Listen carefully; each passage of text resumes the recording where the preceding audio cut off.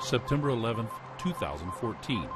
78-year-old Bob Weisenbach is driving southbound on Interstate 5 when suddenly his life is about to change. I was driving south under the convention center, and just as I was coming out from under the convention center, this huge crash came down. A person in crisis who had just jumped off the south side of the Spring Street overpass lands on top of Weisenbach's vehicle. Bashed in the roof of my car, hit my head, hit my shoulder, and didn't knock me out, oddly enough. I had no idea what happened.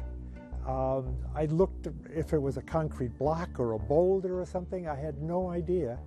And as it turned out, there was a body up there. Weisenbach is conscious, but he can't exit the vehicle.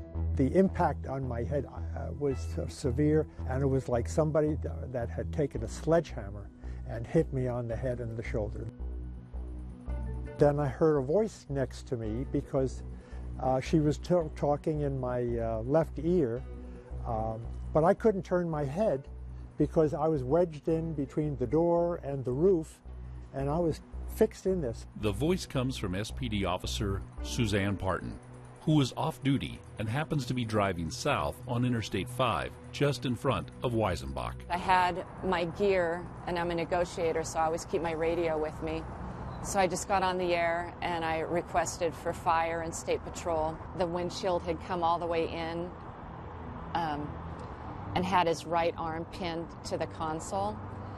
And he just kept trying to get out. He kept saying he wanted to get out. And so I just stayed with him and held on to him, and I wouldn't let him get out. But I tried to keep him calm. My knuckles were all bloody, and that was of the glass that broke from the sunroof. I had a terrible bump on the head and one on the shoulder. I could feel the pain from that, but I had no idea that my injuries were any more than that. I thought, oh, I'm awake, I'm okay. And that's why I wanted to get out of the car. Little did Weisenbach know he had sustained several life-threatening injuries, including crushed vertebrae and a brain concussion. My fear, if he would have gotten out of the car, is that he would have hurt himself worse.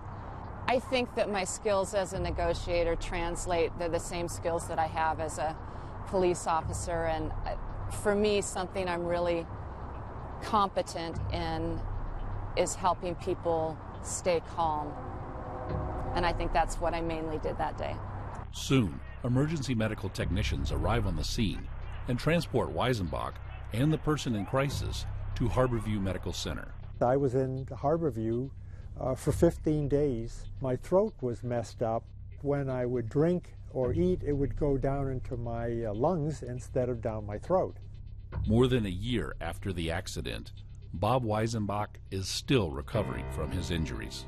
The biggest problem is my neck in terms of moving it around to the left and right. I have some mobility, enough to drive and use my rearview mirrors, but I don't have the range of motion yet, and I suspect it's going to take a while yet to get that range of motion. Miraculously, the person in crisis that jumped off the overpass survived and is currently receiving treatment.